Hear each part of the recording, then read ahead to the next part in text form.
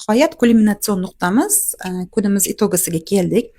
Bugungi birinchi patsientkamizdan ikkinchi marta накопительный bo'lishi. Bu patsientkamizdan biz oldingi oyda 8 ta tuxum hujayra olganmiz. Shundan 5 tasi yetilgan bo'lgani uchun muzlatib qo'ydik va bu oyda yana banking qilishga qaror qildik. Bugun bu patsientkamizdan 10 ta tuxum hujayra olindi. Shu 10 tadan 9 tasi yetilgan bo'ldi. Oldingi oydagi 5 ta eritilganda 5 tadan bittasi yaxshi chiqdi, 4 tasi esa yaxshi chiqmadi.